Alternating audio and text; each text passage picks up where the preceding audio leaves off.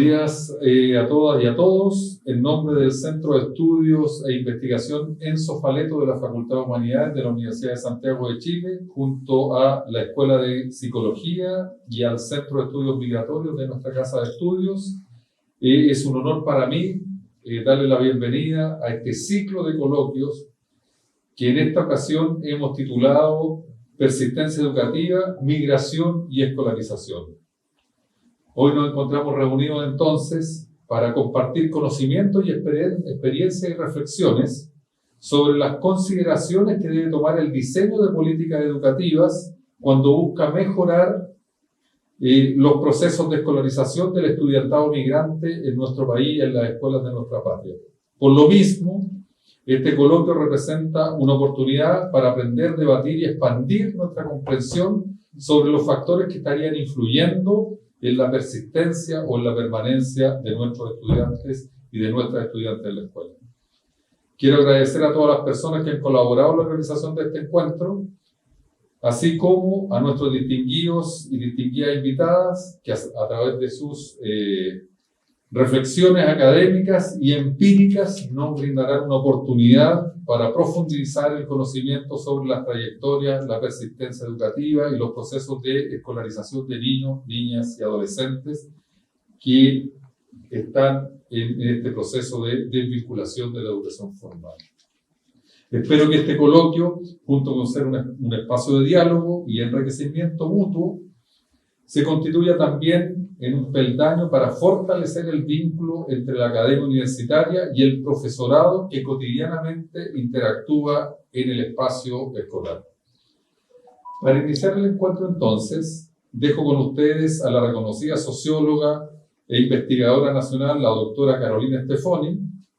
Carolina actualmente es la directora del programa de doctorado en Ciencias Sociales de la Universidad de Tarapacá. Al mismo tiempo es investigadora asociada a la línea de Geografía, Conflicto y Cohesión de la misma Casa de Estudios, COES, y profesora titular de la Universidad de Tarapacá. Es magíster en Estudios Culturales de la Universidad de Birmingham, en Inglaterra, y doctor en Sociología de la Universidad Alberto Hurtado. Agradezco, Carolina, que nos hayas acompañado y por favor te cedo la palabra. Lo que voy a presentar es parte de los resultados de dos estudios que hemos estado trabajando, uno que ya concluyó y otro que estamos desarrollando actualmente, que es un proyecto Fondesit sobre rutas y trayectorias de la migración venezolana en el Cono Sur. Y también voy a agregar los resultados de un estudio que hicimos para ACNUR, para la Agencia de Naciones Unidas para los Refugiados, en el 2021. Y estos dos elementos que no están directamente vinculados con infancia o con educación, la propuesta, digamos, que traigo para hoy día es poder insumar a partir de los resultados de estas investigaciones los desafíos que nos presenta entonces los movimientos actuales migratorios, las características que asume al sistema escolar y al acceso de los niños al sistema educacional. Entonces, para partir, ¿no? Voy a partir con algunos resultados preliminares de este proyecto que les señalaba, proyecto Fondesit, y está centrado este estudio, esta investigación, en poder entender la emergencia de un espacio, un lugar, ¿no? que se va construyendo por fuera de los límites del Estado-Nación. Y me refiero específicamente a las rutas que utilizan las personas migrantes para desplazarse desde Venezuela hasta Chile. ¿Por qué entender este espacio, este lugar, ¿no? Algunos nos han llamado corredores, nosotros usamos el concepto de ruta, porque es en la forma en cómo se va desarrollando el día de la migración, estos espacios van cambiando y van entonces transformándose el lugar, ¿no? Pero también transformando la experiencia migratoria. Hemos estado acostumbrados en general a no problematizar este lugar, siempre pensamos que la gente se mueve de un lugar de origen a un lugar de destino, ¿no? En términos como bastante binarios, pero lo que ocurre en el contexto que ya me voy a detener es en entender cómo este espacio se va alargando, se va complejizando, se va haciendo cada vez también más inseguro y con mayores dificultades en su cruce.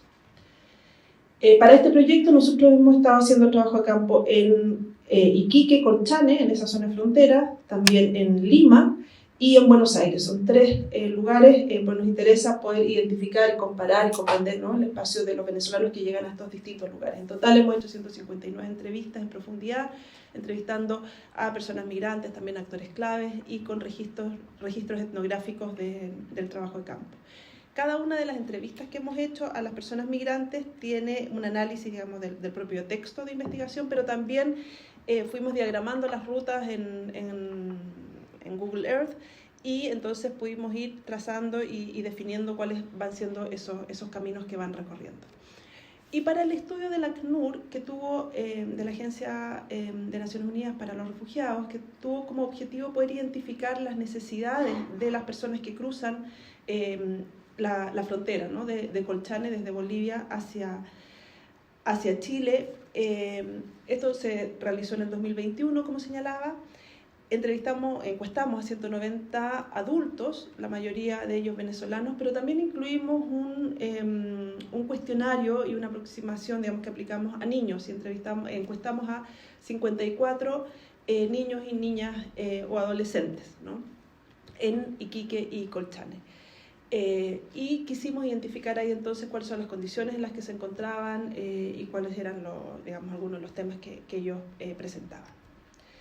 Entonces, en términos contextuales, ¿no?, sabemos que la migración venezolana ha venido creciendo fuertemente desde el 2015 hacia adelante, se profundiza en 2017-2018 y se genera una situación un poco más crítica durante la pandemia.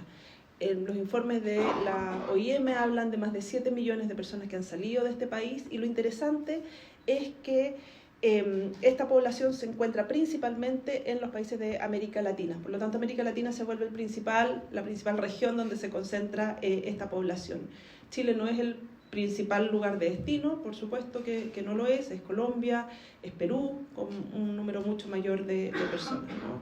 Pero también es interesante cómo las personas venezolanas han ingresado a todos los países de la región, ¿no? Y por lo tanto todos los países han visto sus patrones migratorios tradicionales o más clásicos, se han visto alterados de alguna manera por esta migración, y entonces son desafíos también que aparecen para en los distintos países, ¿no? Son desafíos compartidos muchas veces. El caso específico que les señalaba es, y ahí pueden ver un mapa, ¿no?, el cruce de Colchane desde el lado boliviano. Hay una foto ahí de cómo son los lugares por donde se cruza. Y para entender un poco este lugar que surge, ¿no?, utilizo como 3 elementos. Por una parte, observamos a nivel regional un proceso de securitización. Esto quiere decir que las fronteras se van poniendo cada vez más complejas de cruzar en el contexto de un régimen global de control migratorio, tal como señala Eduardo Domenech, ¿no? Esto es compartido, no solamente el caso de Chile, sino que las fronteras y las dificultades para la movilidad, ¿no?, se vuelven cada vez más difíciles. Y aquí entonces nos encontramos con una primera tensión entre la necesidad, además la fuerza que tiene la movilidad, la fuerza no solamente hoy día, sino en la historia de la humanidad, ¿no?, la movilidad como un factor de desarrollo, un factor de crecimiento, un factor de poblamiento, ¿no?, del planeta, si uno quiere, y de sobrevivencia, por supuesto, en muchos contextos, se cruza o se ve imposibilitada entonces por los mecanismos de control que aplican los estados, ¿no? Entonces hay una tensión entre movilidad y control ahí presente en la región.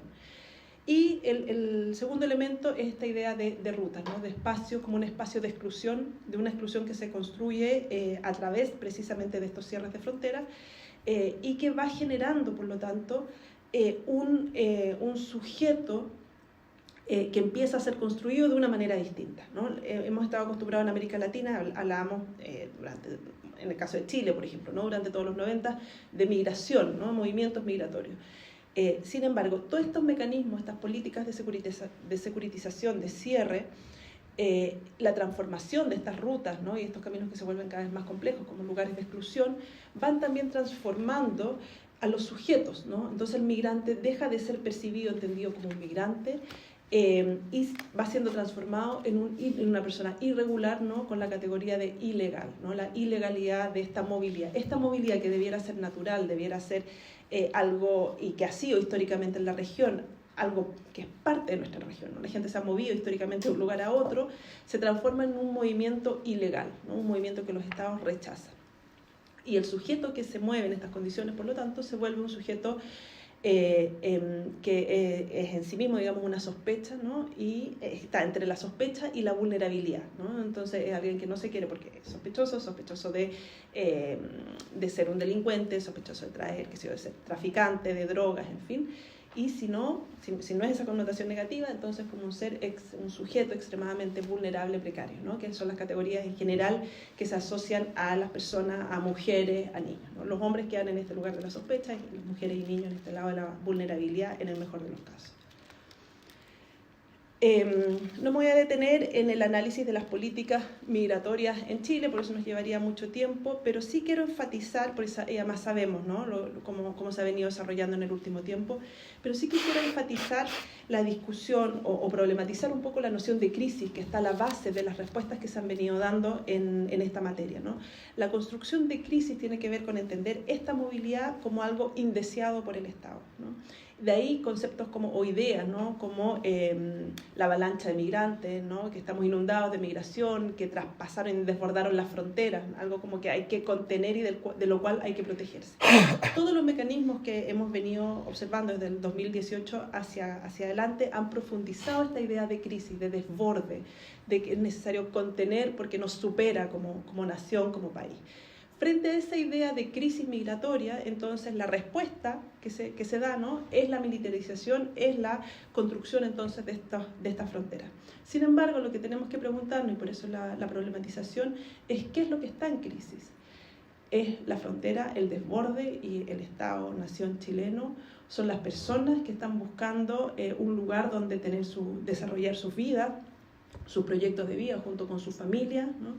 Es la migración misma, la movilidad a la que hemos estado acostumbrados históricamente, lo que entra en crisis y que hoy día no se puede desplazar como lo ha venido haciendo históricamente. Entonces, me parece que pensar solamente en términos de desborde de frontera es una visión bastante sesgada y que nos lleva inevitablemente a la respuesta, ¿no? Del control migratorio. Pero si entendemos la crisis como una crisis humana, ¿no? Y ponemos en el centro de la crisis los sujetos que están en condiciones que requieren, ¿no? Desplazarse y moverse para poder desarrollar sus proyectos vitales, entonces el escenario y las respuestas debieran cambiar.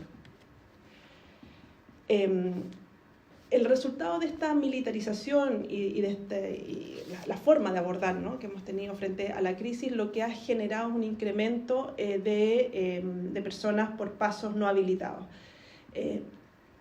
Durante la pandemia esto lo observamos con mucha más fuerza, porque obviamente ahí se cerraron, ¿no? Físicamente todas las fronteras y bueno, generó entonces este incremento por pasos no habilitados. Pero esto no ocurrió de nuevo, no ocurrió solamente en Chile, sino que ocurrió y viene ocurriendo también en distintos países. Entonces, acá en este mapa, ustedes pueden ver, traje como dos casos, ¿no? Que son resultados de este proyecto Fondesit. Cómo ha cambiado las rutas de las personas bajo este régimen global de migraciones. Hay un relato de uno de nuestros entrevistados, Guillermo, que sale de Venezuela en 2017 y se demoró 3 días en llegar a Santiago, ¿no? Estaba con pocos recursos, su primo que vivía en Estados Unidos le compartió, le dio los recursos necesarios, viajó en bus hasta un lugar donde podía tomar un avión, en fin. Llegó a Santiago, se instaló, logró empezar a postular, digamos, a la visa a través de un trabajo. Hoy día no se ha podido regularizar porque hay un problema ahí en todo el proceso que tiene que ver con la regularización en el Departamento de Servicio de Extranjería. Pero bueno, está a la espera de su visado, pero lo que quiero enfatizar es que fue un viaje que conectó, digamos, dos lugares lejanos, pero tranquilo, directo, ¿no? Y sin demasiado conflicto. Por otra parte tenemos el caso de Nicolasa, que sale desde Venezuela el 2021 y ella sale sin recursos, ¿no? No tiene dinero suficiente para enfrentar la salida, por lo tanto tiene que empezar a ir de lugar en lugar consiguiendo, ¿no? Muchas veces pidiendo plata en las ciudades, en las plazas, para poder acercarse a un punto siguiente. Entonces, esa ruta que antes era directa, hoy día lo que ocurre es que va siendo por tramos cada vez más cortos en la medida en que no hay recursos y que empieza a ser también mucho más dependiente de quienes le pueden financiar este viaje, ¿no? Si es que ella no logra conseguirse esos recursos para avanzar un tramo más, entonces de un amigo que le mande el dinero desde algún otro lugar, de un familiar, en fin. Y en esa situación se enfrenta a problemas muy graves, ¿no? de posibilidades de abusos sexuales, de violencia, de explotación laboral, ¿no? Lo interesante es que en esta forma de viajar, en este tránsito que además se hace mucho más largo, porque dura meses muchas veces, es que la persona también va siendo en ese tránsito despojada completamente de sus derechos, ¿no? Es en el caso de Nicolasa, una mujer donde sus derechos ciudadanos desaparecen en la medida en que va avanzando y no hay ningún Estado entonces que se haga cargo de los derechos que tienen las personas cuando están en tránsito, en movimiento, ¿sí? Entonces, en estas trayectorias que observamos hoy día, en estas rutas que observamos hoy día, vemos que hay múltiples estrategias para tratar de avanzar, ¿no? Esto que les decía, por tramos cortos, ahorrar en comida, o sea, cuando hay poco dinero se ahorra en comida, no se puede comer para poder viajar, ahorro en alojamiento. Tenemos también muchos casos de entrevistas, ¿no? de mujeres con sus familias que terminan durmiendo en las plazas, en Quito, afuera de las estaciones de buses, ¿no? A la espera de poder salir al día siguiente. Y la vulnerabilidad que aparece ahí en estas rutas va dejando huellas también en el cuerpo de las personas, ¿no? Una suciedad, no poder cambiarse, no poder darse un baño muchas veces durante semanas, ¿no? Hambre, transformarse en un cuerpo que no es aceptado por el entorno en el que ella está. Alta dependencia, como decía, de familiares, de conocidos, ¿no? La importancia que adquiere el celular, por ejemplo, para poder comunicarse, para poder informarse, son decisiones que se van tomando muchas veces en el día. No es un proyecto informado, no es un proyecto que uno planifica, ¿no? Es casi como que se va gestionando en el momento en que se va avanzando y caminando, y que bueno, no puedes cruzar hoy día por acá porque pusieron mayores policías y entonces ándate mejor. Entonces en esas negociaciones, en esa información, el celular se vuelve una herramienta fundamental, pero también a la vez es muchas veces el único recurso económico con el que cuentan, y entonces se pone a disposición en el fondo, o se tiene que vender o se arrienda, ¿no? Adquiere ahí un lugar central, digamos, dentro de la experiencia migratoria. Aparecen múltiples formas de movilizarse, medios de transporte, no solamente los buses, las combi, motos, botes para cruzar por desaguadero, ¿no? Burros, camiones, en fin, una serie de medios de transporte y, por supuesto, una serie de pagos que hay que realizar para pasar por las trochas, que son los pasos no habilitados, ¿no? La violencia en ruta, la extorsión por parte de distintos grupos, no solamente las mafias, sino que la policía y los militares están fuertemente, digamos, imbuidos en estos tipos de extorsiones. Condiciones climáticas adversas, en el caso de Colchane nos relataban, ¿no? que en términos climáticos y geográficos fue de lejos la experiencia más difícil de cruce. Muchas emociones asociadas al temor, a la posibilidad de muerte, ¿no? Y a la necesidad y a la fuerza para poder sobrevivir. En el caso de este estudio que les comentaba del ACNUR que hicimos, ¿no? Con niños y niñas adolescentes, fue una encuesta, como les contaba, tomando todos los resguardos, hicimos como varias capacitaciones con psicólogos, con el mismo ACNUR para poder encuestar a los niños. Y les hicimos también, además de la encuesta, 2 preguntas que tenían que ver con si tuvieras, o sea, que eran preguntas más abiertas, ¿no? Sin entrar en una entrevista, pero por lo menos tener un poco más de texto de ellos. La primera pregunta era, y que es la que quisiera analizar acá, es que si tuvieras la posibilidad de conocer a un genio, ¿no? ¿Qué deseos le pedirías? Y la segunda pregunta fue si es cuáles son los elementos que pondrías en una maleta, ¿no? para poder viajar. Bueno, en la encuesta algunos resultados, ¿no? El 81% ingresó con sus padres o tutores legales. Esto, claro, uno dice el 81% es la gran mayoría, pero nos deja 20% de niños, niñas y adolescentes que están cruzando de manera no acompañada, ¿no? O por lo menos no con sus tutores legales o con sus padres. La principal razón, bueno, vienen con, por supuesto, reunificación familiar o se produce un flujo, un proceso migratorio familiar, ¿no? Y es algo como bien interesante de la migración venezolana, a diferencia, por ejemplo, de la migración peruana en su momento, que la reunificación muchas veces se hacía después. En el contexto de la migración venezolana, en general, se viaja toda la familia, no solamente los niños, sino los abuelos, qué sé yo. Pero estos niños no acompañados muchas veces viajan por reunificación familiar, pero, y aquí uno de los problemas que tiene estas rigideces en las fronteras, cuando los padres están ilegales en el lugar de destino, no pueden viajar a buscarlos, ¿no es cierto? Porque, bueno, o sea, la posibilidad de no volver a entrar es alta. Entonces, las alternativas que se manejan ahí es que algún familiar, viaje con los niños, ¿no? Pero si no hay familiares, también lo que ocurre es que se le paga algún gestor a alguien para que pueda traerlo. Entonces, muchos de esos son los casos que nosotros observamos en frontera. Frente a la pregunta en el ámbito de la salud, ¿no? Salud mental, si es que se han sentido tristes, tenemos cerca de 45%, 50% de niños que sí se han sentido tristes, ¿no? Algunas veces, casi siempre o siempre. Si te has sentido solo, en general no, porque están acompañados, ¿no? Como vienen con familias, no es una experiencia que ellos relaten como algo que los abrume, ¿no? Pero sí la tristeza aparece de manera bastante importante. Frente a el uso del tiempo libre, estoy seleccionando algunas preguntas porque quiero dar como un panorama nomás, ¿no? No son todas las preguntas. Pero respecto al uso de tiempo libre, hay un alto porcentaje, más del 30-35%, de que no han tenido tiempo de hacer las cosas que ellos hubiesen querido, ¿no? O sea, su tiempo libre no está a disposición de ellos, ¿no? No hay tiempo para sí o tiempo para pasar con amigos, ¿no? Para jugar, desaparece ese tiempo durante este trayecto, ¿no? Durante esta ruta. Respecto a educación, nos encontramos con altos niveles de atraso escolar, ¿no?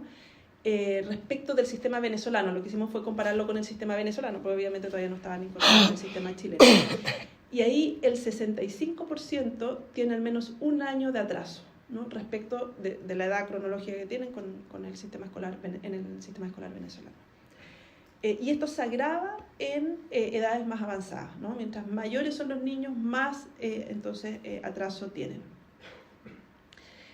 Algunas de las razones de este atraso es que la ruta, cuando se construye, yo les decía, se va parcelando, ¿no? Pero en ese parcelamiento muchas veces se puede estar en lugares por más tiempo, una semana, un mes, un año, 2 años, ¿no? Muchas veces el proyecto migratorio parte en Colombia y bueno, se va, qué sé yo, a Cali y está ahí 1 año, 2 años, tratando de conseguir un trabajo, los niños van al colegio, pero después, bueno, no resulta el proyecto migratorio porque además vemos altos niveles de xenofobia y discriminación en los distintos países y parte otro proyecto migratorio, ¿no? Por ejemplo, hacia Perú. Y entonces, de nuevo, inserción de los niños en la escuela toma tiempo, no es algo que esté garantizado, pese a que el derecho a la educación está absolutamente garantizado, pero las brechas que hay son altas en los distintos contextos. Entonces se van produciendo atrasos que se van sumando producto de estas rutas que son más largas, ¿no? Sobre la pregunta que les decía del genio, ¿no? Que es los 3 deseos. ¿Cuáles son los deseos que pediría? El 77% de los niños que nos relataban, ¿no? Y nos contestaron esta pregunta, planteaba elementos que tienen que ver con la preocupación por la fragmentación familiar, ¿no? Algunas de las respuestas es que se junte, de los deseos, ¿no? Que se junte la familia de nuevo. ir a ver a mi mamá, estar con mi familia. Eso nos da cuenta de un contexto familiar altamente fragmentado, además durante largo tiempo, ¿no? Acceso a medios de vida fue otro elemento, ¿no? Que mi papá consiga trabajo, no tener que pasar necesidades, poder comprar una casa. Otro ítem, ¿no?, de deseos es estabilidad en Venezuela para poder retornar. Que se mejore Venezuela para poder regresar, para ver a mi familia que quedaron allá. Otro elemento fue juegos y tiempo libre. Poder hacer deporte, poder jugar con mis juguetes, volver a ver a mis amigos para jugar con ellos. Otro elemento fue alojamiento. Tener una casa donde dormir. Que mi mamá y yo y mis hermanos estemos todos en una casa una vez. Educación, ¿no? Otro elemento. Tener un buen futuro, ser alguien en la vida, poder estar otra vez con mis amigos y poder estudiar. Salud, que el bebé salga sano, no pasar tanto trabajo, vivir una vida normal. Estamos hablando aquí de niños de todos menores de 18 años. También ocurrió, ¿no?, en la encuesta que había embarazo adolescente, por eso la referencia, ¿no?, el bebé que salga sano. Y ahí se da la paradoja de niños que cruzan sin papeles y que a su vez son padres de niños, ¿no? Entonces, bueno, es una situación que se hace como todavía más compleja. ¿Qué desafíos nos plantea este escenario, ¿no?, para pensar desde la educación? Primero, me parece que es central contextualizar la situación de niños, niñas y adolescentes que han llegado a Chile desde el 2018 en adelante, antes, durante y después de la pandemia, ¿no?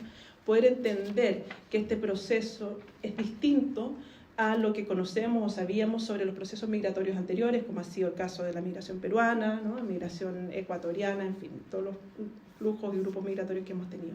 Aquí estamos hablando de experiencias que son muy difíciles, ¿no?, con pérdidas, con separaciones, con temor para los niños. Y eso, por supuesto, que genera un contexto particular que hay que hacerse cargo desde la escuela y desde las políticas públicas, ¿no?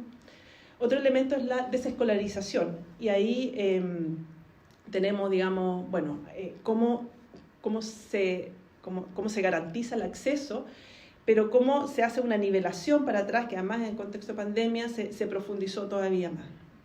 La ausencia de documentos, en esta idea como de regularizar, ¿no?, y las dificultades que existen hoy día para regularizar. Chile cuenta, y por suerte habíamos partido antes con los procesos migratorios, ¿no? Se habían venido adecuando las políticas, las medidas, ¿no?, desde el Ministerio de Educación, desde Extranjería, desde los municipios, para poder garantizar el acceso. Hubo programas de regularización a niños que estaban en situación irregular. Bueno, hay experiencia, hay cosas, digamos, que se han hecho. Poder volver a eso, hacer una buena evaluación de lo que fue, lo que funcionó y poder implementarlo hoy día. Garantizar los derechos de los niños debiese ser el piso número 1, ¿no?, para poder avanzar en inclusión. También, y es un desafío, ¿no?, como la vinculación con los otros países. Hablaba de experiencias que son más largas y que los niños pasan. Entonces, su trayectoria escolar no solamente de Venezuela, es de Perú, es de Colombia, ¿no? Entonces, cuando hablamos de integración, ojalá poder sumar, ¿no?, a los otros países, poder facilitar cuando no hay documentos, cuando no hay ningún certificado, poder establecer convenios para que facilite el traspaso de documentos desde un país a otro en términos educacionales. Construir la escuela como un espacio seguro en estas condiciones de alta vulnerabilidad y de explosión de la xenofobia y de los discursos del odio que hemos venido observando en Chile y en otros países también de América Latina. Se traduce eso en fuerte exclusión a los niños, fuerte discriminación, ¿no?, intolerancia, y eso nos desafía, por supuesto, a pensar entonces en una educación no xenófoba, no racista, pero eso requiere programas, eso requiere inversión, digamos, de conocimiento de cómo avanzamos, ¿no?, en esa inclusión. Interculturalidad también es un elemento, por supuesto, que se ha venido trabajando en Chile en contextos de población indígena, pero también en contextos de población irregular, retomar una agenda que se detuvo un poco en la pandemia y volver a pensar entonces la escuela desde estos espacios, ¿no? Interculturales y de cómo, ahí la pregunta, ¿no? Cómo se genera cohesión, cómo se genera tejido social desde el reconocimiento de la diversidad. Y finalmente, bueno, las estrategias pedagógicas. Yo creo que ahí también hay un gran debe que hay, ¿no? Un pendiente de cómo la pedagogía se hace cargo, ¿no? En un sentido como el más clásico de la pedagogía, cómo se hace cargo entonces de generar herramientas para, en formatos, digamos, y contextos de interculturalidad y en la búsqueda de la inclusión de la diversidad. Eso. Gracias.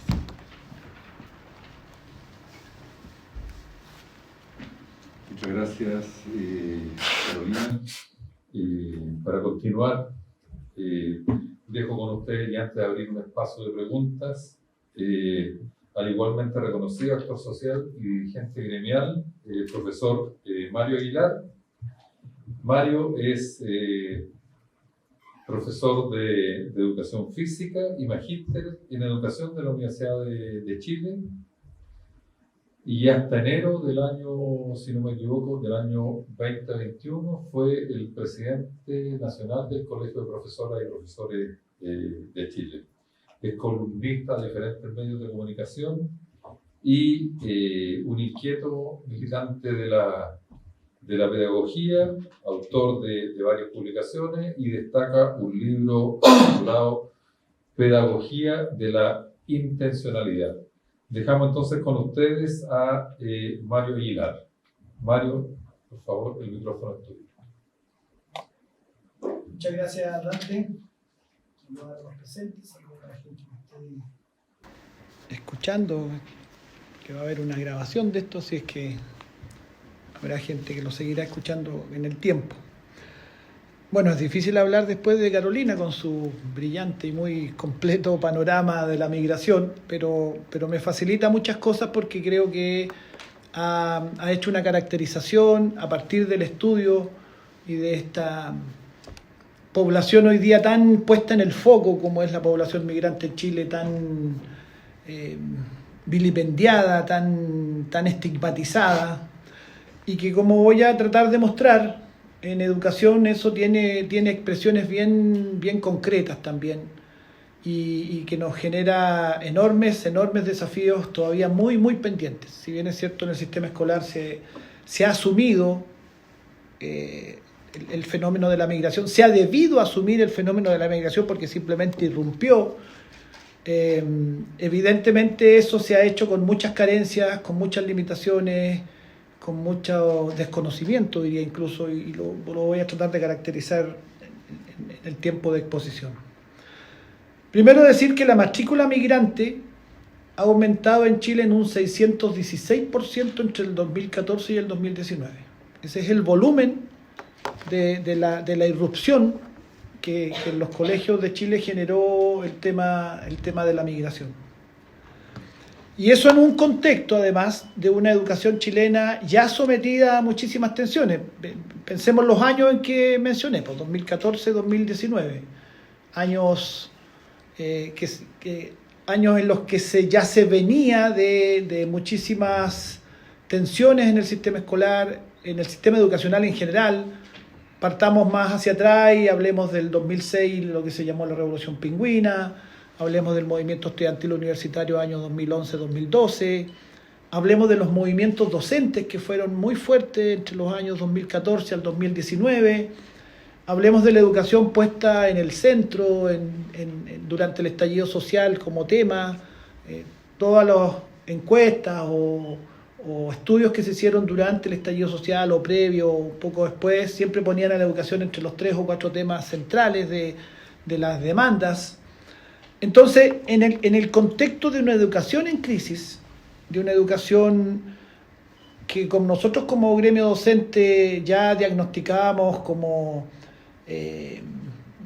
demandábamos cambios importantes en lo que caracterizábamos como la educación de mercado, el modelo neoliberal en educación, la educación negocio, en fin, una serie de conceptos que fueron siendo colocados, que en los años 90 parecía una prédica en el desierto, porque campeaban, ¿no es cierto?, todas las políticas de ese tipo con muchísima fuerza y se parecía casi incuestionable, casi imposible, o parecía como muy marginal quien cuestionaba esas políticas, pero que a partir de lo que describí, ¿no es cierto?, como distintos movimientos sociales que emergieron, eso empezó a ser fuertemente cuestionado. No olvidemos la famosa frase que hasta el día de hoy todavía resuena, fin al lucro. Fin al lucro, que fue una frase muy sintética, muy simple, pero muy contundente en clavar en la neuralgia central del problema educacional chileno. En ese contexto irrumpe el fenómeno también de la migración. En ese contexto. La migración, por supuesto, venía ya aumentando, recordemos en los años 90 la migración peruana, en fin, y empezó a Chile a ser un país que comenzó a tener extranjeros. Voy a contar una cosa súper anecdótica, pero muy central. Yo estudié la enseñanza media entre el año 1975 a 1978.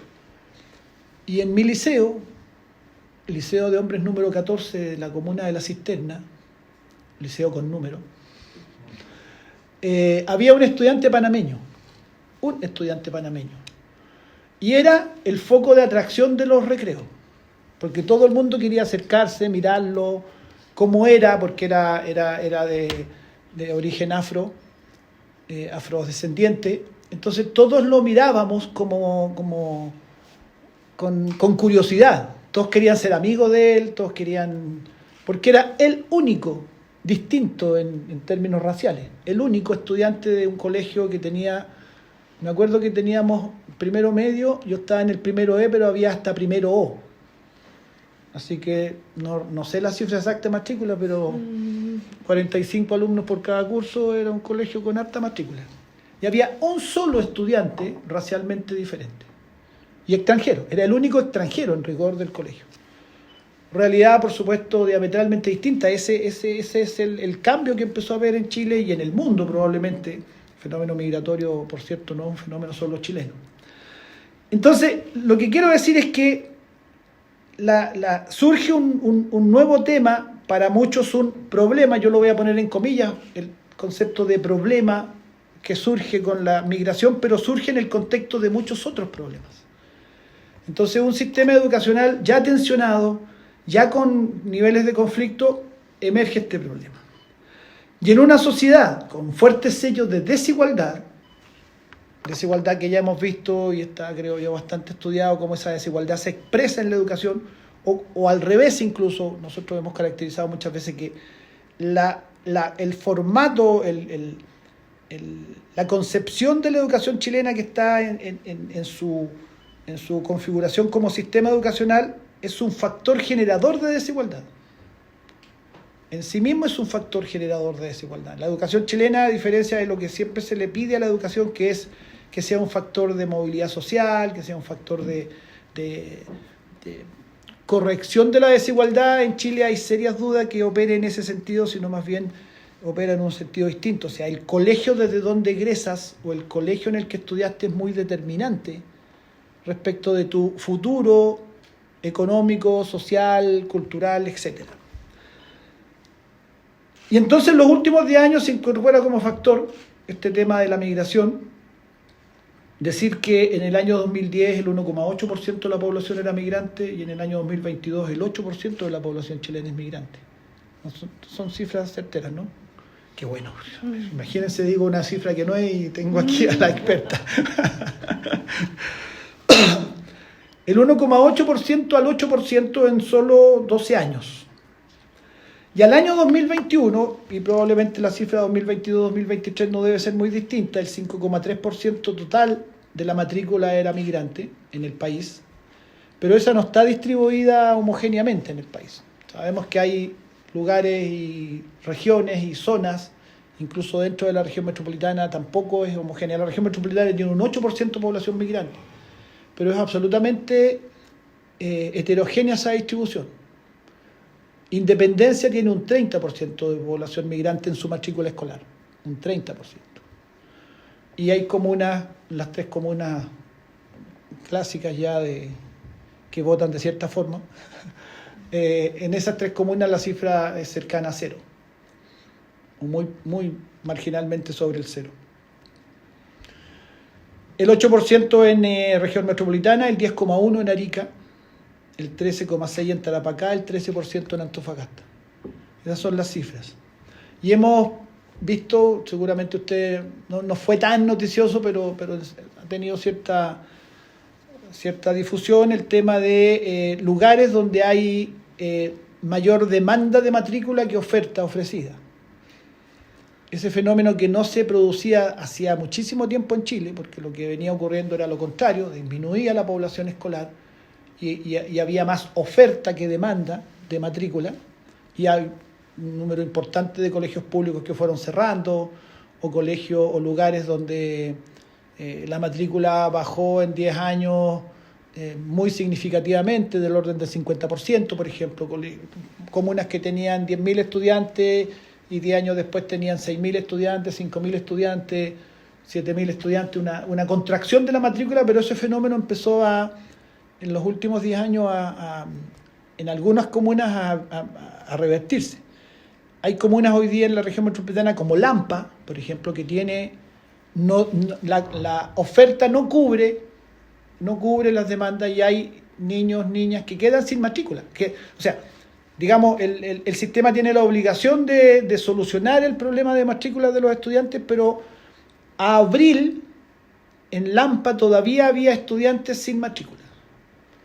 Todavía no se les había logrado resolver su colocación en un establecimiento, porque muchas veces la oferta o la solución que ofrece el sistema, el Ministerio de Educación, es en otra comuna o no cercano al lugar y hay familias para las cuales esas matrículas no son factibles. Entonces siguen, hoy sí, estoy seguro que tengo el dato exacto de lo que pasa hoy, pero hasta abril el problema lo estuvimos viendo, porque tuvimos que pedir incluso una reunión con la subsecretaria de Educación que gestionamos para que viniera hasta el alcalde de la comuna a decir cómo hacemos. Había un colegio que no estaba funcionando porque había tenido un deterioro en la infraestructura, entonces ellos pedían que les autorizaran un funcionamiento provisorio en esas condiciones no óptimas, y según la norma no se podía. En fin, lo que estoy mostrando es que hay un problema real. Y entonces se va produciendo este impacto que desde el punto de vista que tiene, no lo quiero poner con juicio de valor, muchas veces se ve como un problema. Yo estoy tratando por ahora de ser descriptivo todavía, después hacia el final a lo mejor opinaré más en profundidad, pero por ahora es una descripción.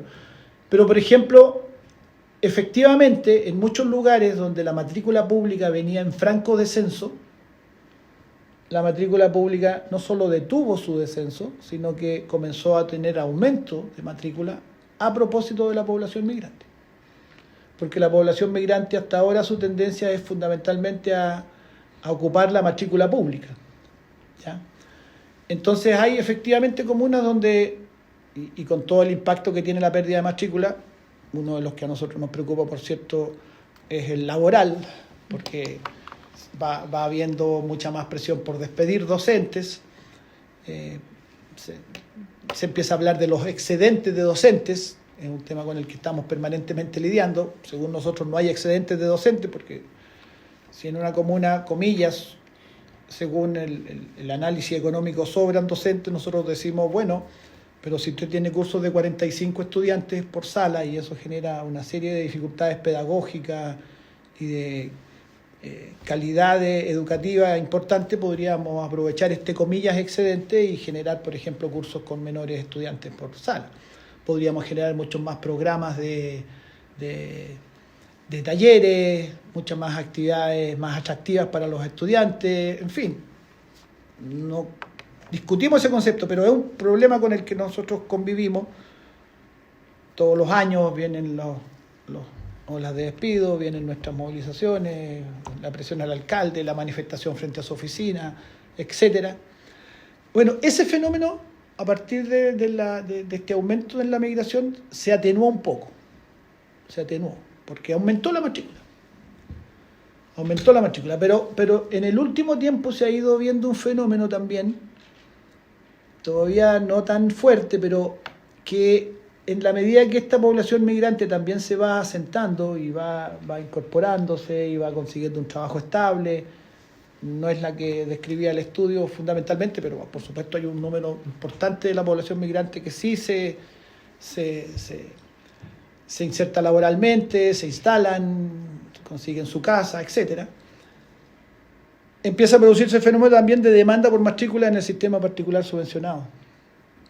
No tenemos reporte todavía de que eso haya tenido impacto en el sistema particular pagado, que es el 7% de la matrícula del sistema, pero sí ya en el sistema particular subvencionado ya se va también observando demanda por matrícula y presencia de estudiantes migrantes en el sistema.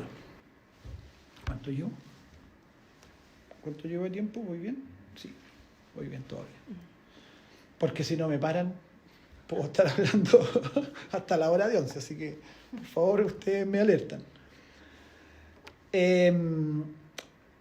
Y ya entrando un poco más en detalle, yo quiero caracterizar 4 tipos de, y lo voy a volver a poner entre comillas, problemas que se generan a partir de esta situación. 4 tipos de situaciones, pero que muchas veces cuando nos reportan a nosotros como dirigentes gremiales, nuestros colegas o la misma comunidad escolar, sí lo reportan como problema. ¿Ya? Lo que quiero decir es que ya puesto en la cotidianidad, en la praxis del hecho educativo, más allá de estas cifras y más allá del análisis macro, efectivamente esto va generando situaciones que en algunas ocasiones se perciben como problemas o como tensiones o como situaciones no deseables.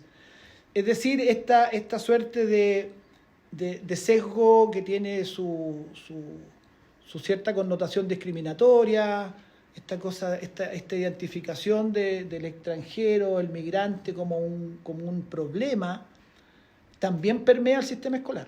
Aunque atenuado, aunque no de la manera brutal que se ha visto y que hemos vivido en el último tiempo, y que describió muy bien Carolina. Pero sí, les voy a leer, por ejemplo, hace no mucho tiempo, el 2 de noviembre del 2022, hace solo unos meses atrás, se presentó un proyecto de ley por la senadora Ebensperger y los senadores Coloma, Durán, Sandoval y Sangüesa, todos del sector político de derecha.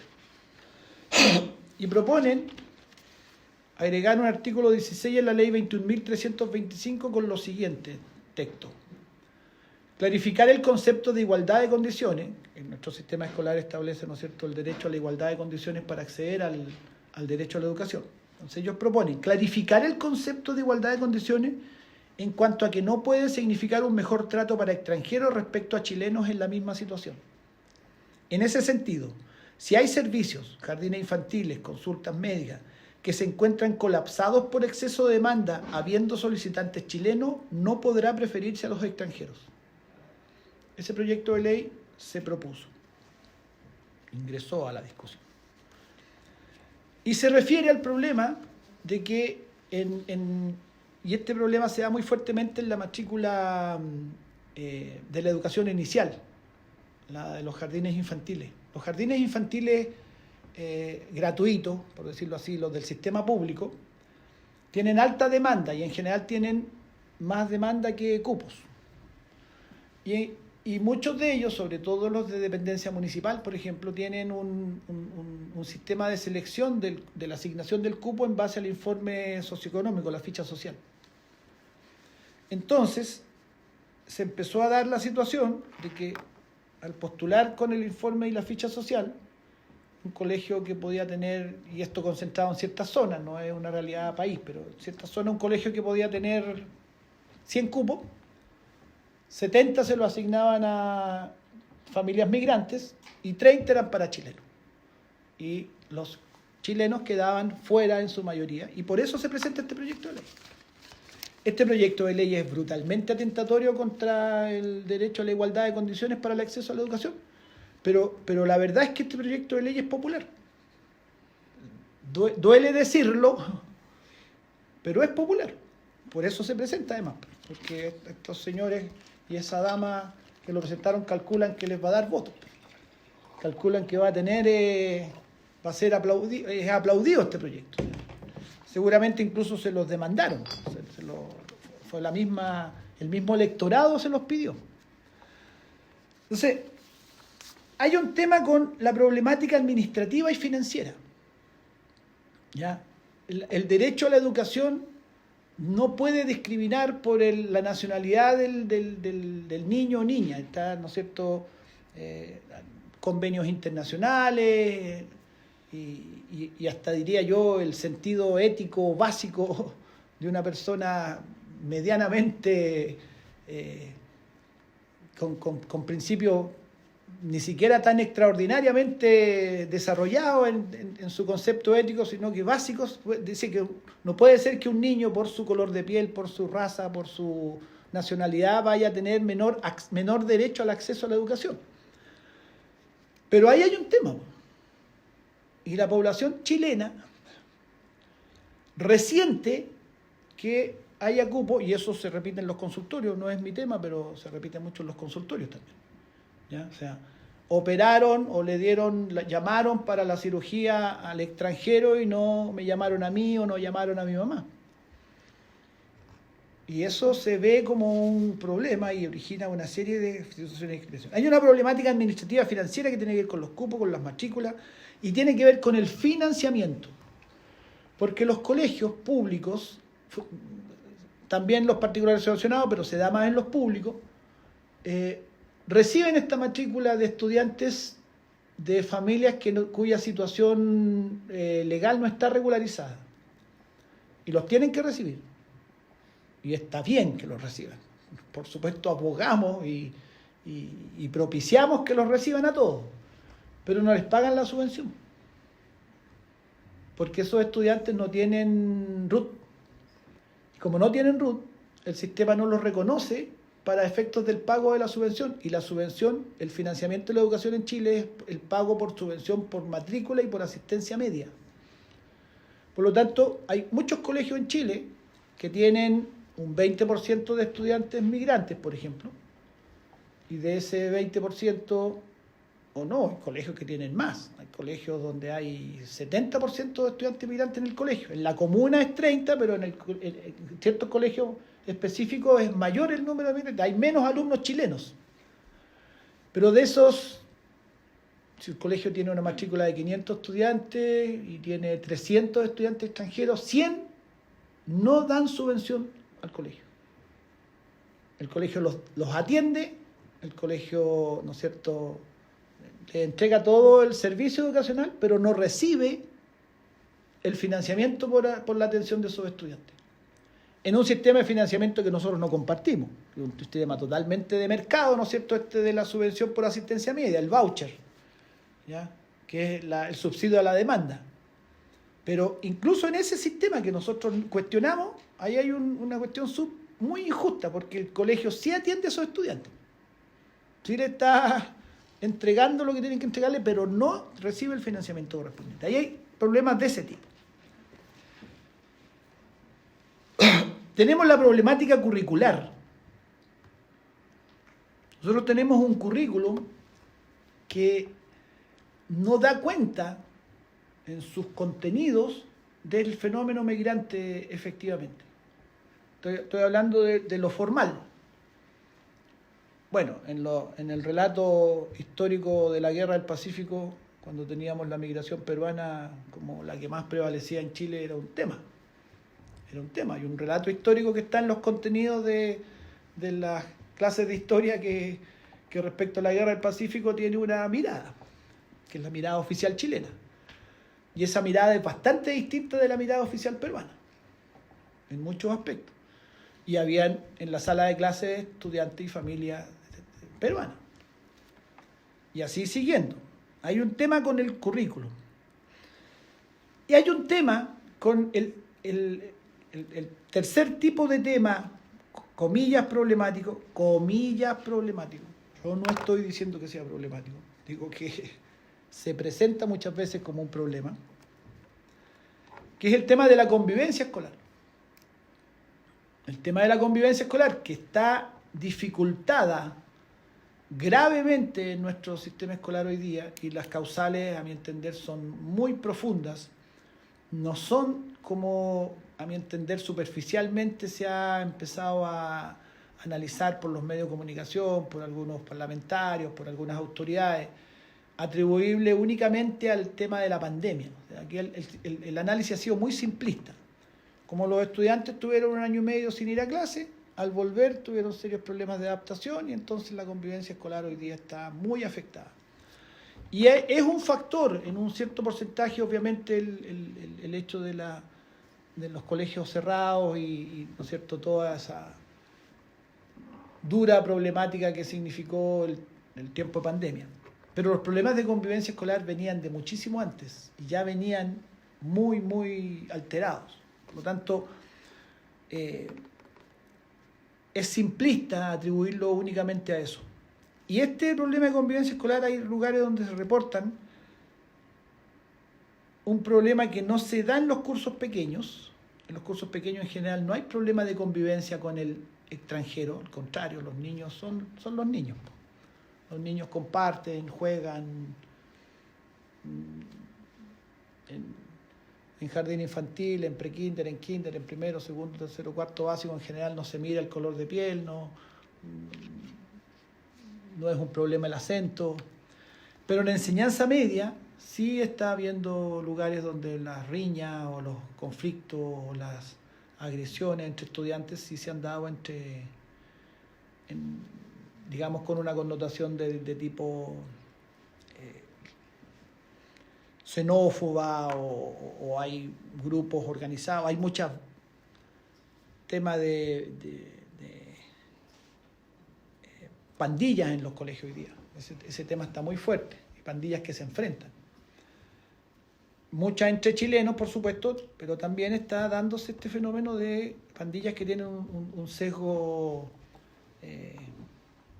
digamos, de nacionalidad.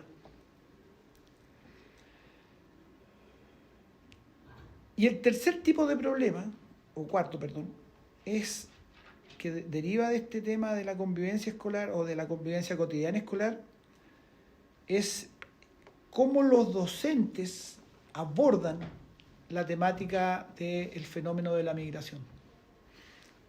Y como pasa mucho en el sistema escolar, mucho, nos ha pasado con muchísimos temas, con el tema de la inclusión, con el tema del cambio curricular, con el tema de la integración, etcétera, en donde se toman medidas normativas, ingresan nuevas normas o se producen cambios, y al profesorado no se le prepara para eso, sino que el profesorado tiene que empíricamente asumir esas realidades que le llegan de repente. Uno muy característico es el de la inclusión. La inclusión es correcta como camino, como dirección. Los niños con necesidades educativas especiales, que antes se les aislaba en escuelas especiales y que la mayoría de ellos no eran incluidos en el sistema regular, hoy día la norma es que, salvo excepciones de discapacidades muy severas, y por lo tanto se mantienen algunas escuelas especiales para eso, las escuelas especiales están tendiendo a desaparecer para incorporarse al sistema regular. Entonces, en la sala de clase hay niños con necesidades educativas especiales. Y todo eso, en lo teórico y en lo conceptual y en lo valórico, por supuesto que estamos de acuerdo, es correcto. Pero se hizo, en la mayoría de los colegios de Chile, se hizo casi de un día para otro. A partir de ahora hay integración, a partir de ahora hay inclusión. Así que usted, profesor, que tiene 45 estudiantes, además, dentro de esos 45 va a tener 7, porque puede ser hasta 7 con necesidades educativas especiales. ¿Y cómo tuvo que hacer el profesorado? Asumirlo empíricamente nomás, sin ninguna preparación especial, sin ninguna capacitación, sin los recursos ni las herramientas. Nosotros hemos visto casos de la integración de niños con discapacidad motora, cuya sala de clase está en el 3er piso, por ejemplo. Y no hay en ese colegio ascensor y son los profesores y los compañeros los que lo tienen que subir, digamos, en brazos al estudiante con discapacidad motriz, por ejemplo. Bueno, lo mismo parecido ha pasado con la migración. Llegó la migración y nuestros colegas, mis colegas, asumieron como pudieron, como cada uno creyó al principio. Después, con el tiempo, comenzó a ser tema a lo mejor del Consejo de Profesores, comenzó a haber ciertas decisiones compartidas, cierto análisis colectivo, pero todo ha sido absolutamente empírico. Todo ha sido absolutamente en la práctica misma.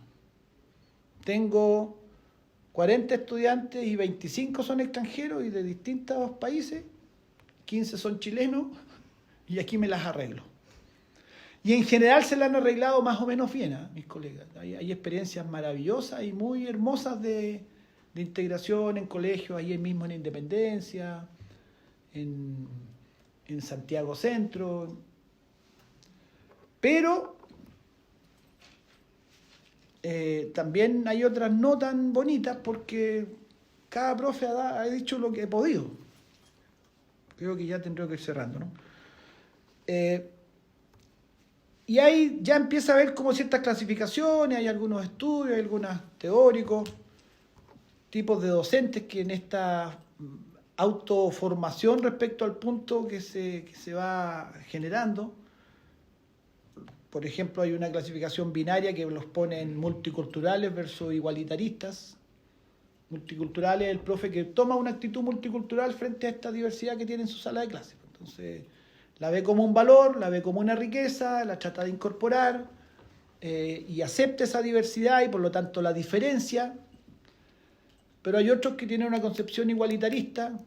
Todo esto empíricamente, no es que se formó como igualitarista, no es que tiene un diplomado en igualitarismo frente a la migración, sino que... Y él, por el contrario, tiende a acentuar aquello que se comparte más que la diferencia y tiende a la homogenización. Bajo un concepto que se autoelabora de que cualquier diferenciación sería una suerte de discriminación también. Por lo tanto, lo que corresponde desde el punto de vista del sistema educacional es tender al trato igualitario y no el trato diferenciador, porque eso tendría un sesgo y una manera de discriminación. Son dos maneras de abordar, es una clasificación bien gruesa y seguramente acepta muchos matices, y un mismo profesor puede con un curso ser multicultural y con otro curso ser igualitarista, porque al final tiene que sacar su tarea adelante. Pero lo que quiero mostrar es que hay en esta manera empírica, poco sistemática, no incorporada como a partir de una política para abordar el tema de la migración, surgen ese tipo de respuestas. Hay un estudio de la UACH, que lo tengo aquí, que hizo un estudio sobre maneras de enfrentar y la percepción que los estudiantes tenían de sus profesores respecto al trato, respecto a la aceptación de la multiculturalidad, etc. Y ese estudio, un estudio con una muestra muy chiquitita, no creo que tenga validez estadística, pero sí tiene validez al menos como para ir mostrando un fenómeno. Habla de profesores que los califica como realistas neutros, que son profes que se encuentran con la migración en la sala de clase y tratan de abordar las estrategias más eficaces con realismo, sin necesariamente tener una postura ideológica o ética muy marcada frente al tema, pero tratan de sacar adelante su tarea. Y el estudio los caracteriza que son fundamentalmente profesores hombres y de cierta experiencia ya en el trabajo pedagógico. Son gente práctica. Hay autocomplacientes no constructivistas, dice el estudio, que son quienes se ven a sí mismos más tolerante y disponible a la diversidad que lo ven sus estudiantes. Por eso los denomina autocomplacientes. Ellos se creen más respetuosos de la diversidad de lo que sus estudiantes perciben. Y los caracteriza, miren ustedes, que para mí fue una sorpresa, como profesores jóvenes, de pocos años de experiencia, y que estudiaron fundamentalmente en universidades con poca tradición pedagógica. Es un dato, yo no sé, creo que hay que profundizar más en eso. Y finalmente caracteriza un tercer grupo como los autocríticos constructivistas, que son quienes se exigen a sí mismos una actitud más abierta, más tolerante, más respetuosa, y también son percibidos de ese modo por sus estudiantes. Coincide cómo ellos se perciben y que sus estudiantes a su vez los ven del mismo modo. ¿Y quiénes son esos, según este estudio de la UAS? Son mujeres de experiencia media, profesoras, y que estudiaron principalmente en universidades con mayor tradición pedagógica. Así es que es un tema, es un desafío, hay un impacto en el sistema escolar innegable, y bueno, como el fenómeno de la migración, a pesar de que quieran poner zanja y quieran poner ejército y todo lo demás, es un fenómeno en el mundo ya en marcha. Creo que más que pensar en zanjas hay que pensar en cómo vamos a abordar estos desafíos, porque migración va a seguir habiendo y enhorabuena que siga habiendo, pero abordando el impacto que tiene y por lo tanto no generando las graves tensiones y los graves problemas que hemos vivido en el país en este último tiempo. Gracias. Muchas gracias, Mario. Para cerrar el coloquio que nos convoca en esta oportunidad, dejaremos con ustedes a la doctora Cristina Moyano Barahona, profesora de Historia y Geografía, magíster en Historia y doctora en Historia de la Universidad de Chile. Actualmente es decana de la Facultad de Humanidades de la Universidad de Santiago de Chile e investigadora del Instituto de Estudios Avanzados IDEA, también de nuestra casa universitaria. Además, tal cual como sus antecesores, es una destacada académica, investigadora, que mantiene permanentemente actividad editorial y la conducción como responsable del proyecto Fotos. Junto con saludarla, le otorgamos la palabra para que se refiera a las presentaciones de manera acotada y al mismo tiempo interrogue a nuestros dos panelistas para aprovechar este espacio y insistir o enfatizar en algunos aspectos que desde su perspectiva deberían ser abordados por nuestra comunidad nacional. Cristina, le cedo la palabra. Muchas gracias, Dante, por la invitación. Gracias a Carolina y a Mario por las interesantes exposiciones, ya que me han indicado que debo ser acotada en mis comentarios y preguntas. Quiero rescatar algunas cuestiones que me parecen significativas y poner interrogantes para ambos expositores, porque creo que se produjo un diálogo muy interesante, uno podría decir, en mirar la migración desde lo micro y lo macro, en distintos niveles, y donde el espacio escolar permite precisamente cruzar lo micro y lo macro como una cuestión de experiencia significativa. Una primera cuestión que creo que es muy interesante de resaltar de la exposición que hizo particularmente Carolina es entender que los procesos migratorios, pese a que son procesos históricos de larga duración, no son siempre iguales. Y la particularidad del proceso migratorio contemporáneo requiere, por lo tanto, herramientas analíticas y herramientas metodológicas para su comprensión que probablemente no son las mismas que cuando se estudió la migración, por ejemplo, que se hizo con los colonizadores, entre comillas, del sur de Chile, o el proceso migratorio que se propició producto de las guerras mundiales. Es decir, estamos hablando de otro proceso migratorio, de otras características del proceso migratorio actual, que requiere repensar si las categorías analíticas y las categorías metodológicas para abordarlo nos han permitido rescatar estos elementos que me parecen tan relevantes que destacó Carolina. Uno, repensar ese espacio, la ruta, la experiencia que retrató Carolina respecto de cuánto tiempo puede durar un proceso migratorio, de repensar el espacio de esa ruta como un espacio extendido, ¿cierto?, transnacional, es decir, aquí el cruce de frontera, el paso de un país a otro implica no solamente el cruzar nuevas culturas, sino que también construir un espacio digamos, nacional, efectivamente, donde la normativa, las legislaciones, los elementos culturales van cambiando y el migrante o la migrante va cruzando por ese espacio y construyendo una experiencia que ni siquiera puede aspirar a ser naturalizada o internalizada en los espacios, por ejemplo, como las comunidades escolares donde pueden permanecer. Eso es una cuestión súper relevante de rescatar, porque entonces estamos repensando la experiencia migratoria. Es decir, la idea de que el migrante sale, por ejemplo, de Venezuela para instalarse en Chile no es lo que nos ha contado Carolina, y ese migrante que llega a Chile, o esa migrante que llega a Chile, llega con una carga experiencial que creo que hoy día amerita, digamos, una reflexión particular. Cómo esa carga experiencial la constituye en un sujeto totalmente distinto que ni siquiera, podemos decir, lo hace estrictamente venezolano o para poder ponerlo en los términos, digamos, tradicionales de la mantención de la identidad nacional. ¿Qué identidad fue construyendo en ese tránsito? Es algo que deberíamos nosotros reflexionar cuando ese actor llega a la escuela.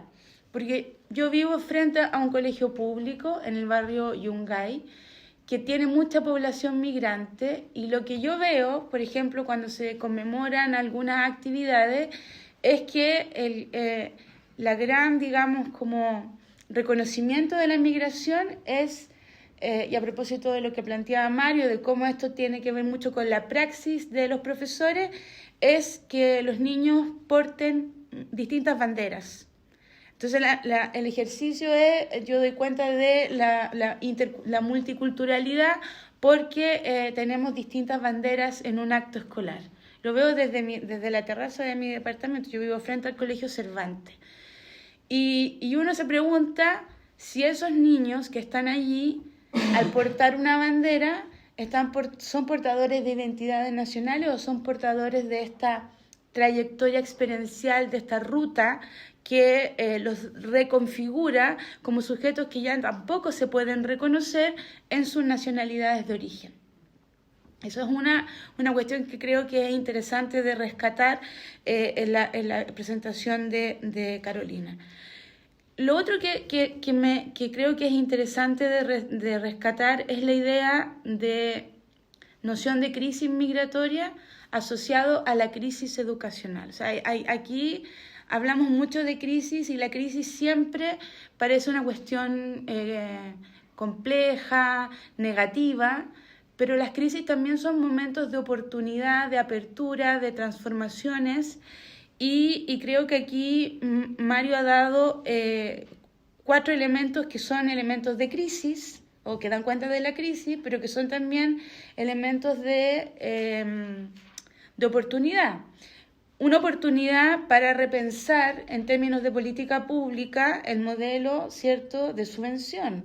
Claramente eso no está digamos, siendo útil hoy al sistema escolar público, porque como tú bien indicaste, no hay pago a la subvención de ese estudiante que no tiene RUT, pero el Estado chileno le está permitiendo ingresar al sistema. La otra problemática que abre, digamos, esta dimensión de crisis migratoria y crisis educacional es también la pregunta por el currículum. ¿Cómo estamos formando a nuestro profesorado, la formación inicial docente, y cómo se está gestando el currículum a nivel nacional? Siempre va a tener una tensión, porque hay que pensar también cuántos conceptos o cómo ha ido cambiando o mutando la noción de escuela. ¿Para qué está la escuela puesta en el sistema social? ¿Qué rol cumple la educación? Aquí hay una tensión siempre, por un lado, en la educación, en la dimensión disciplinadora, tiene parte de eso la escuela, ¿cierto? Formar disciplinas. Por otro lado, la idea de formar actores críticos, autónomos, etcétera, eso tiende siempre a ser una gran tensión, y uno lo puede ver, por ejemplo, en el currículum escolar.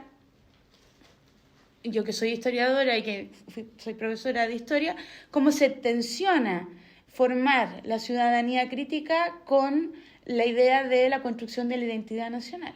Es decir, eso, en el currículum de historia eso es pero permanentemente una tensión, ¿sí?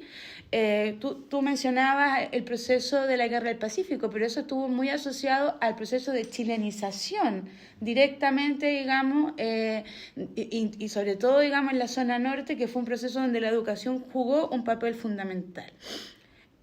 Tú pusiste otro tema que me parece que es interesante, que es el de la convivencia escolar en el espacio micro.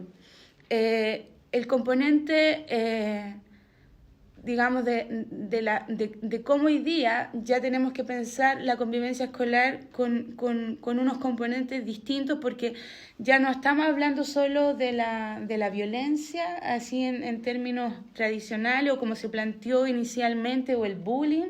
Tenemos que integrar nuevas categorías para poder redimensionar los fenómenos de la convivencia escolar, y allí, sin decirlo, y esto estoy tomando una atribución interpretativa, vuelven a ser significativos esas 3 viejas categorías, o no sé si son tan viejas, pero que siempre son útiles de usar cuando uno analiza algunos fenómenos sociales, que son clase, raza y género, para repensar el fenómeno de la convivencia escolar, ¿sí? Claramente no se experimenta la realidad de la misma manera siendo pobre, siendo mujer, siendo migrante, siendo afrodescendiente, etcétera. O sea, esos elementos siguen siendo igual de relevantes como lo eran hace 20 o 30 años atrás, cuando estas categorías comenzaron a convertirse en categorías analíticas de las ciencias sociales. Y en ese plano, es cierto que, y aquí quizás me van a descubrir en términos de los paradigmas interpretativos con los que yo trabajo, los procesos sociales o las relaciones sociales cambian más rápido que las políticas públicas, ¿sí? Estoy yendo el materialismo histórico, pero más tradicional del mundo. Pero es verdad, es decir, hay procesos sociales que siempre van a ir mucho más rápido que el cambio en la política institucional. La política cambia a razón de las presiones que vienen de los elementos que están ocurriendo en las fuerzas vivas de la sociedad, ¿sí? Y en ese sentido, la falta de preparación de los profesores, la detección de esa falta de preparación probablemente genere políticas públicas que tiendan, no sé si cuán rápido tiene el sistema, y eso es una crítica que podemos hacer, se relabora, se adapta, etcétera, pero uno siente que allí hay un desfase que es, podríamos decir, casi constitutivo de los propios fenómenos sociales, pero también hay un desfase respecto del rol que juegan las instituciones capacitadoras que tiene el Estado. Yo no sé hasta qué punto el CPIP, por ejemplo, está dando cuenta de estos requerimientos y está ofreciendo este tipo de herramientas para los profesores. Por otro lado, uno piensa si las estrategias o las formas tradicionales de capacitación son las que tienen que tener los profesores hoy día para abordar problemáticas que cambian con tanta rapidez. Y yo me puedo estar diplomando en interculturalidad cuando después estamos en un fenómeno, digamos, que tiene otras complejidades. ¿Sí? ¿Qué tipo de capacitación es la que necesita el profesor en el microespacio? Y hasta dónde, digamos, solo la praxis reflexiva puede ser un elemento que las propias comunidades permitan generar saberes, no necesariamente desde espacios institucionales hacia el espacio escolar. Puede ser al revés también, lo pienso. Y aquí entonces mi pregunta a ambos expositores es ¿cómo podemos generar un mayor diálogo entre la generación de conocimiento social, como el que está planteando Carolina, tan valioso, digamos, en perspectiva de las experiencias etnográficas que Carolina ha retratado acá, que nos ha hecho repensar la dimensión de ruta, de espacio, de experiencia, de identidad, cómo hacer dialogar ese conocimiento que se produce en el espacio de las ciencias sociales, en el espacio universitario, con el espacio escolar. Bueno, este es un ejemplo de que estas cosas se pueden producir, pero ¿cómo hacemos que eso llegue al espacio escolar y cómo esto puede incidir, o mejor dicho, si yo le hiciera a ustedes la misma pregunta que hizo el grupo de investigación de Carolina a los niños, el genio, ¿sí?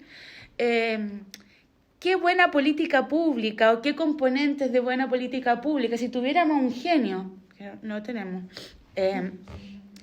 o yo no lo he visto, si tuviéramos un genio, ¿qué componente debería tener o qué componentes debería tener a la luz de la academia y de la experiencia del profesorado una o un conjunto de políticas públicas que pudiera dar cuenta de los desafíos que hoy día nos abre el repensar los fenómenos migratorios con las problemáticas? Y cuando digo problemáticas, no estoy pensándolo en términos negativos, sino que en términos propositivos, es decir, con los desafíos de la migración contemporánea.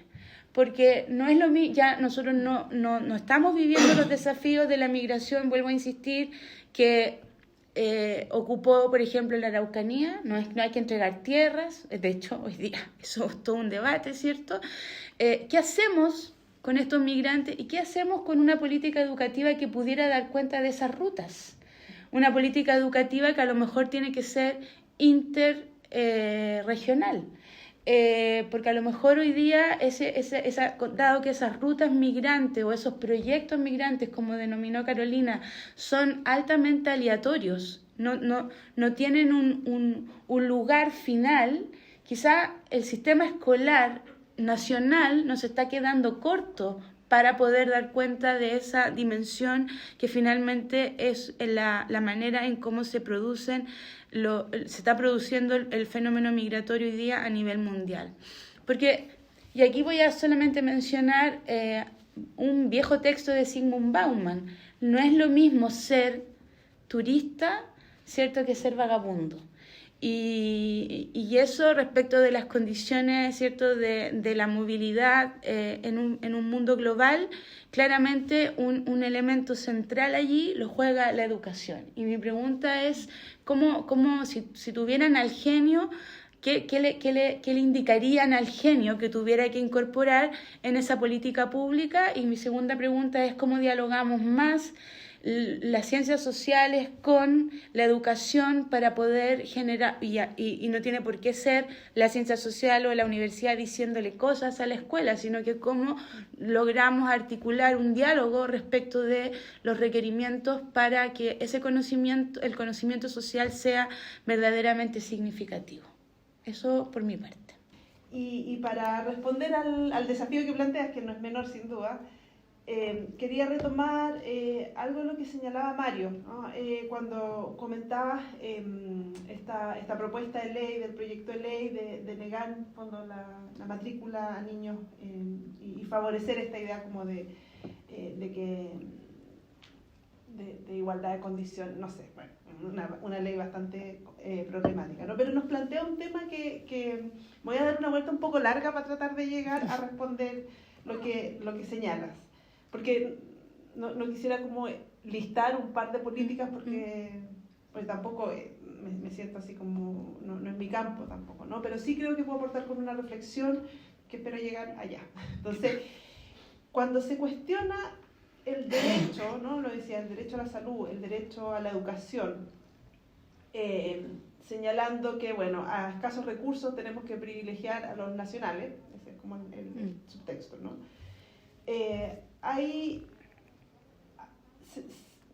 La reflexión debiera llevarnos a otro lugar, ¿no? Y que Hannah Arendt lo planteaba muy bien en su época, ¿no? Que es el derecho a tener derecho. En el fondo, ¿quiénes tienen derecho? Y en la tradición más clásica en la cual se ancla nuestro Estado-Nación, quienes tienen derechos son aquellos que son definidos como ciudadanos de ese Estado. ¿Quiénes son definidos como ciudadanos? ¿No? ¿Qué es lo que permite a una persona ser llamada ciudadano de un Estado-Nación? El hecho, en nuestro contexto, de haber nacido acá o tener padres o madres chilenos, ¿no? Ius soli y ius sanguinis. Sin embargo, esa forma de entender la ciudadanía se nos queda corta en el contexto actual de migración, ¿no? Porque tenemos en nuestra comunidad, en nuestros barrios, en nuestras ciudades, personas que no nacieron acá y que no tienen padres acá, pero que viven acá y que son nuestros vecinos, que trabajan, que van a la escuela, ¿no? Que se enferman, que van al consultorio y que hacen exactamente lo mismo que hacemos todos, que es vivir, ¿no? O sobrevivir como se puede, ¿no? Pero de la misma manera. La única diferencia es que no nacieron acá y nacieron en otro lugar. Esa condición los excluye de ser ciudadanos hoy día, con los argumentos, ¿no? de que no tienen derecho a la educación o que se cuestiona el derecho a la salud. Efectivamente, esa condición de no haber nacido acá les está restando el principio de igualdad que rige para la comunidad nacional. Y esto es muy clave porque en el fondo la construcción de ciudadanía, la construcción de una comunidad nacional, cualquier comunidad, tiene implícita la distinción de quién no pertenece, ¿no? La fijación de quién pertenece incluye la exclusión de quién no pertenece. Hay un límite ahí, entonces una frontera política, simbólica, geográfica. Entonces creo que el desafío tiene que ser en cómo volvemos a pensar la comunidad de manera de superar, y esto en términos desde filosóficos, políticos, ¿no? ¿Cómo construimos una ciudad, una comunidad que no tenga implícita esa distinción, esa definición y esa exclusión del otro? Y esto no significa que la comunidad tengamos que pertenecer todos, ¿no? No es una comunidad, el típico argumento, bueno, entonces aceptamos a todo el mundo que llegue. No tiene que ver con eso, tiene que ver con redefinir la comprensión, la idea de, finalmente, de comunidad. ¿Y esto por qué? Porque si pensamos que los que vivimos acá, en este territorio, ¿no? O sea, el solo hecho de vivir, de trabajar, ¿no? de pagar impuestos, en fin, compartimos entonces un espacio, compartimos problemas, compartimos si es que llueve, no sé, los problemas cotidianos, ¿no? de la población. ¿No debiera ser eso suficiente para ser llamados ciudadanos y tener los mismos derechos? Si es que logramos girar, ¿no? el péndulo, que está muy usado en el último tiempo, a entender la comunidad en esos términos, entonces argumentos como la exclusión a la educación desaparecen, porque en el fondo somos todos ciudadanos y por lo tanto tenemos todos el mismo derecho. Y la pregunta entonces, y el desafío, no pasa en tratar de incluir a este que está acá y correr un poquito el cerco, ¿no? Para que tenga derechos, sino en cómo construimos más escuelas para que todos tengan, ¿no? las condiciones de poder asistir digamos, a un establecimiento educacional. Entonces creo que repensar la forma en cómo se construye la comunidad hoy día nos lleva a pensar en otro tipo de políticas y de solución, que es lo que tú estabas planteando, ¿no? No es incluyámoslos porque, pucha, pobrecito, ¿no? O incluyámoslos porque, mira, el derecho a la educación es universal y todos tienen que estar. No, repensemos que en el fondo la frase que nos planteaba Hannah Arendt, ¿no? El derecho a tener derechos. Todos los que estamos y hacemos parte de este territorio, independiente de donde hayamos nacido, somos ciudadanos, tenemos que ser considerados ciudadanos y en cuanto tales tenemos los derechos que todos tenemos que tener. Entonces, por ahí creo que nos permite pensar entonces en políticas públicas desde un lugar distinto, ¿te fijas? No desde el lugar tradicional de tratar de correr el cerco, y que ha sido la historia de los derechos humanos en el fondo, ¿no? Tratar de incluir a las mujeres, tratar de incluir, y entonces como que siempre es algo y siempre se nos queda alguien afuera. Y entonces, ¿cómo hacemos para incluir este? Bueno, no lo sigamos pensando así, creo que hay otras formas de tratar de repensar, de entender, para poder llegar finalmente a esta tensión que tú lo ponías, ¿no? Esta discusión en torno a lo universalista y lo particularista, que me parece que también que es súper interesante. Yo lo pongo en esos términos, ¿no? De políticas universalistas y particularistas. cuál es el principio que debiera regir entonces para esa comunidad, ¿no? Y que es el principio de igualdad, ¿no? Pero que la igualdad se sostiene y se reconoce en la diferencia, ¿no? No es un principio de igualdad que elimine la diferencia, sino que es un principio de igualdad que recoge esa diversidad. Entonces, si todos somos parte de esa comunidad, el principio de igualdad se resguarda, que debiera ser, pienso, el principio que nos oriente en la construcción de políticas públicas, y se reconoce, por lo tanto, a continuación, que esa igualdad solo es posible en la medida en que reconocemos la diversidad, pero también es solo posible en la medida en que todos somos parte, ¿no? Todos somos ciudadanos, todos somos parte de esta comunidad.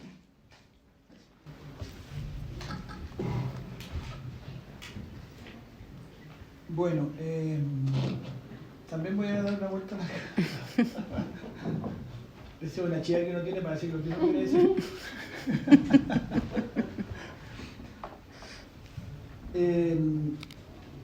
Mi apellido es Aguilar y mi otro apellido es Arevalo. Soy migrante, soy de familia migrante, porque no son originarios de esta tierra ni los Aguilar ni los Arevalo, y así seguro con casi todos acá. Es bien curioso, por decirlo de una forma amable, que una señora Ebensperger se plantee contraria a los migrantes. Es bien curioso. Si fuera de apellido Mamani o Chanqueo, podría a lo mejor sentirse plenamente originaria de por estos lados. Pero lo que quiero decir es que la migración ha existido siempre. En toda época de la humanidad ha existido la migración, incluso en los tiempos más remotos. Y de hecho la migración es un factor decisivo en la evolución que tuvimos como especie. Porque si no estaríamos todavía arriba de los árboles, porque no migraríamos de nuestro hábitat. No habría migrado nuestros antepasados de su hábitat. Si no hubieran migrado de su hábitat nuestros antepasados, seguramente estaríamos muy parecidos a como ellos vivían. Entonces, es como tan antihumano y antihistórico plantearse como antimigración, que por sí solo, o sea, hay un elemento educativo ahí que entregar, hay un elemento de visión que entregar respecto a que es absurdo oponerse a la migración. Y es absurdo más aún en tiempos de globalización. Más aún porque las facilidades de transporte, las facilidades, o sea, con todo lo difícil que ha sido la travesía de las personas venezolanas que tú describías muy bien, fue menos dura que la que hicieron los primeros. Digamos, la migración va a seguir, aunque pongan zanjas y aunque pongan el ejército y pongan todo lo que pongan, la migración va a seguir porque es un proceso histórico que está en desarrollo, punto, y va a seguir en todos los lugares del mundo, porque también esto de mirarse el ombligo y creer que es un problema únicamente chileno, el problema de la migración. A nosotros nos tocó ahora la mala suerte de que la gente empezó a migrar para acá. Obviamente es ridícula esa mirada. Entonces, lo que quiero decir es que si la migración va a seguir, y es un fenómeno que no se puede detener aunque se quiera, y además no creo que sea deseable detenerlo, lo que debe haber es que uno claramente tiene una idea de que esto tiene que ordenarse de algún modo, tiene que responder a una política, el país tiene que recibir lo que puede recibir, obviamente, para que la gente llegue a vivir en una carpa ahí en la Alameda, obviamente no es humano tampoco, no es lo que corresponde. Pero además yo creo que es muy importante, y en ese sentido los educadores y educadoras tenemos mucho que decir, que lo que se debe desterrar es toda forma de discriminación grosera, como la de asociar, por ejemplo, migración igual delincuencia, por ejemplo. Esas son formas groseras de aprovecharse del problema, del comillas problema, por parte de ciertos sectores políticos, con intereses bien determinados. En este caso les fue muy útil para cambiar el eje de la discusión y de la atención de la sociedad chilena, desde el eje que estaba en el estallido, ¿no es cierto? O sea, hubo un objetivo político en poner el tema de la delincuencia y la migración en el centro de la discusión, para cambiar el eje de discusión que era ciudadanía versus élite, o el eje de conflicto era ciudadanía versus élite en el estallido, y se pasó a ser ciudadanía chilena versus no ciudadanía extranjera indeseable que llegó, así de grosero ha sido, es lo que está en el fondo planteado.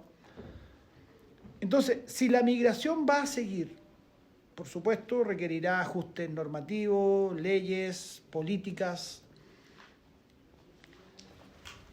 Y en el caso del sistema educacional, claramente el desafío es que la población migrante va a seguir aumentando, no va a disminuir al menos no va a disminuir en el corto plazo, al menos no va a disminuir.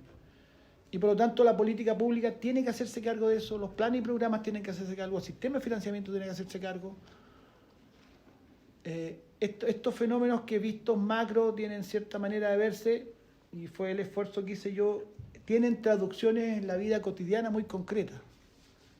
Y en este caso sí lo tiene. Y nosotros tenemos que asumir la migración de una manera integradora. El sistema escolar tiene ese desafío. El sistema escolar está obligado a eso. O sea, si hay un profe racista y xenófobo en el colegio, se la tiene que guardar de alguna manera y la tiene que disimular porque no va, ¿cierto? Es como, en ese espacio es como muy inadecuado. Pero en un porcentaje está. Aunque no nos guste y aunque sea poco estético exponerlo, digamos. Bueno, ahí tenemos que educar, ahí tenemos que producir ese cambio de mentalidad, ahí tenemos que abrir la mente, ahí tenemos que hacer esfuerzos de integración. Porque además aquí va a pasar lo siguiente, yo soy pesimista en lo táctico, pero optimista en lo estratégico. Porque creo que en lo inmediato vamos a seguir teniendo problemas serios. El de la delincuencia es uno de ellos, por lo demás. Pero soy optimista en lo estratégico en el sentido que es tan grande la crisis en la que estamos embarcados y hacia dónde, y es una crisis que de seguir haciendo más de lo mismo solo va a aumentar, que va a llegar un momento, ojalá no tan lejano, en que haya una toma de conciencia y diga no. O sea, está claro que así esto no se puede seguir haciendo más de lo mismo y hay que hacer otra cosa y hay que dar otro tipo de respuesta, y eso me hace ser más optimista en lo estratégico. O sea, el ser humano ha tenido muchas encrucijadas en su historia y en su evolución, y en general cuando las encrucijadas llegan a puntos críticos, da respuesta. Y yo creo que estamos acercándonos a ese punto crítico. Entonces vamos a tener problemas en lo inmediato, no va a estar exento de tragedia todos esos puntos críticos y no va a estar exento de muchos problemas, pero también vamos acercándonos a un punto en que se tome esa conciencia colectiva de decir no, aquí esto tiene que hacerse de otro modo y las cosas efectivamente se enrielen en una dirección evolutiva y en una dirección interesante. No sé si soy optimista o ingenuo, pero es como trato de mirar lo que viene. Gracias. Muchísimas gracias. Quiero proponerles postergar la ronda de consultas que teníamos previsto en honor al tiempo y dejarla para la próxima sesión, para el próximo coloquio. Indudablemente a nuestros destacados invitados los vamos a tener de vuelta en este ciclo de conversaciones. Quiero agradecer en nombre de nuestra Universidad de Santiago de Chile, en nombre del Centro de Estudios e Investigaciones Sofaleto y el Centro de Migraciones, que conduce también la directora de la Escuela de Psicología, la doctora Irene Magaña, por habernos acompañado y por haber estado en esta sesión de este ciclo de coloquio que estamos desarrollando en nuestra universidad. Muchísimas gracias. Medio minutito. Por favor. Que me faltó un dato que quería dar solo para dejarlo como el país que se dice que ha generado esta grave crisis migratoria que es Venezuela, por su crisis económica, política, social, etc. Tiene 28 millones de habitantes y ha generado lo que ha generado. ¿Qué pasaría si se produjera una crisis económica, social y política fuerte en Brasil, que tiene 215 millones de habitantes? ¿Cómo va reflexionar un poquito que o las cosas se toman de otro modo y perfectamente se podría producir una crisis en Brasil del tipo económica, no, ni siquiera política, solo económica. ¿Ah? No se lo deseemos a Lula. No se lo deseemos, por supuesto que no. No digo, pero los ciclos económicos son lo que son. Eso, nada más, Dante, perdón. Muchísimas gracias, Mario, Carolina, Stefani, muy agradecido nuevamente, y a nuestra decana también por habernos acompañado en este encuentro. Muchas gracias a todas y a todos.